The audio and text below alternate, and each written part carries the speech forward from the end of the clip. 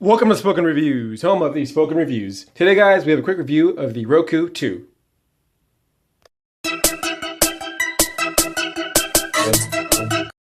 Okay, guys, to start off, I am a big fan of streaming boxes. As you can see, I have the Amazon Fire Stick and the Chromecast from Google. 9 months ago, I canceled my cable, and I've been using these two exclusively. Also, I've been using Sling TV, which is a great service. You can get several channels for $20 a month. I've had that for the last 9 months. Last month, I saw that they were running a promotion where if you were to prepay for 3 months, you can get the Roku 2 for free. I saw that. I was like, hey man, I want a free Roku. So I canceled my subscription and signed up again under a new email and new credit card. And I just got this in the mail. So we're going to go ahead and open this guy up and review it. All right, so as you can see, it's a pretty nice packaging on the Roku 2.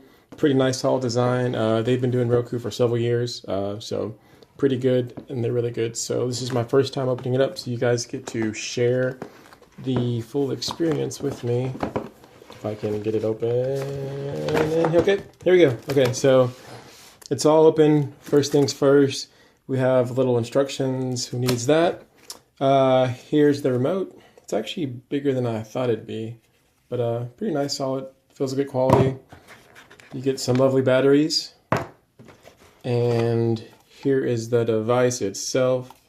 It's really lightweight. It's about the size of my palm, and I have a pretty big palm, so bigger than some of the other devices, but pretty good size. I'll go ahead and take this lovely wrap off so we can kind of see the finish. But yeah, so you can see you have the 2 up front for Roku 2. On the back, you have the USB connection.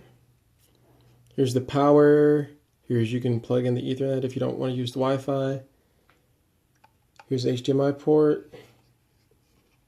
There's a little tab. Yeah, so I mean, so far it looks pretty good and pretty solid. I'm going to get this set up and we'll take a look at it. Alright guys, just to give you a frame of reference, here's the Roku 2, here is the Google Chromecast 2nd Gen, and then here is the 1st generation Amazon Fire Stick. Just so you can get a frame of reference, Roku does offer a stick that's similar to the Fire Stick, a little bit smaller, but this is the Roku 2 that I got for free, so I'll be testing this one out. But when you look at it, even though this is kind of like the better box, it's not really that much bigger, and if it's behind your TV, you're really not going to notice it. Later on, I will be doing a full comparison of all three, but just to give you a quick reference of size. Alright guys, the setup is really easy. You literally just plug in the power and plug in the HDMI port, and then you're just going to run through the Roku setup screen. So I'm not going to bore you guys. I'm going to run through this, then come back when it's all set up, and we'll go ahead and start the review. Alright guys, it's been about a month since I've had the Roku 2. I've been testing it with the remote and also with the apps. This is what I have right here on my Samsung S2, the app. I like them both. Sometimes it's easier to type on the remote to like look up stuff. It's easy to type on here. But I also like the remote. It's really convenient. Just gonna walk you through some of the things I really love. The main things that I use to stream are going to be Amazon Video, Sling TV, and Netflix. Those are my go-tos. One really cool thing about the remote, as you guys can see, they actually have the buttons already set up for you. So you have Netflix, you have Amazon, you have Sling, and you have radio. So if I just hit the Sling button, it pulls up Sling. I have the basic Sling package. I've had it for about 9 months. You can see how just easy it pops up, and I'm watching the basketball game, and I can, easily, change the channel. It's just nice and easy, really extremely convenient. And the biggest perk for me is I've been saving on my cable bill. So at the time, whenever I decided to cut my cable had gotten up to like $190 for the same service I'd had. When I first moved in, it was like $110, and then over time, it slowly moved up like everything does with inflation to $190. At that point, I was like, you know what? I'm done with cable. started getting the streaming devices, and I love it so far. So a couple more of the highlights on here. So here are the apps that I use. Watch ESPN is really cool to see the different highlights. Showtime, you can use that. I don't pay for it, but you can. NBA TV highlights. Newsy is really cool. Netflix, of course. YouTube, fantastic, great, easy to use. There is a ton of free media out there and also some paid media, but you don't have to feel like you have to, keep paying for everything. As you guys can see, this Roku box is extremely fast, responsive, and I'm really, really impressed with it as time goes on. So I'm going to go ahead and exit. One of the really, really cool things about Roku is you can search. And the cool thing about it is when you search, you can search across multiple platforms. So for example, if I want to see something that's, I don't know, we'll type in Marvel.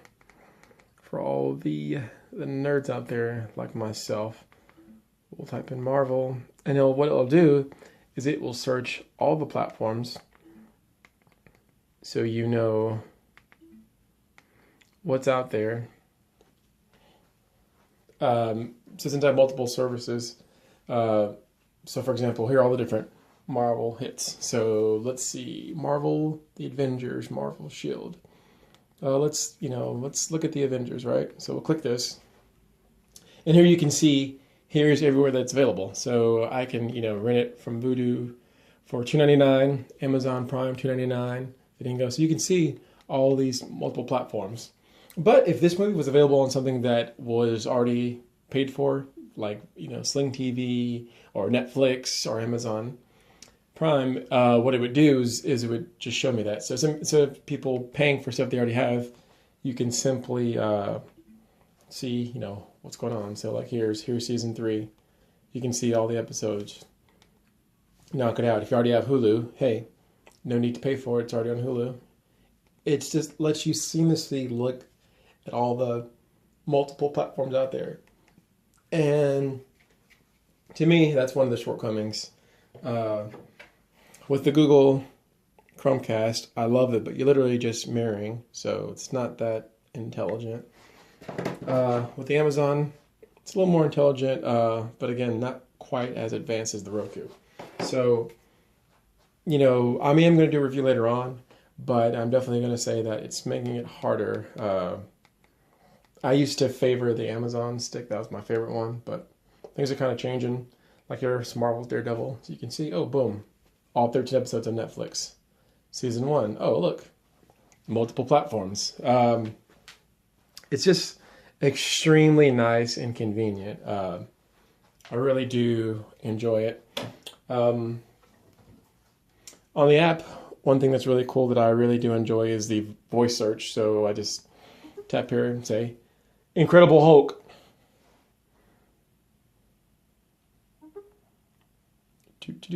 Searching. Oh, look. Do you mean the Incredible Hulk? Yes, I do mean the Incredible Hulk. And then it'll pop up just like on here.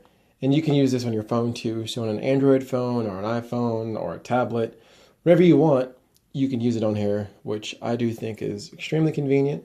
You can upgrade the remote to the voice remote if you want to. I just have the basic remote that comes with it, but I really do enjoy it. Like I said, overall, very powerful system, very enjoyable, quick, easy to use, slowly running up my list of streamers. Anyways, guys, thank you for watching this review. If you liked the review, go ahead and like button for me. If you have any questions, comments, or concerns, please leave them below. And if you want to see more great reviews like this, go ahead and subscribe to the channel, guys. Thank you very much, and have a wonderful day.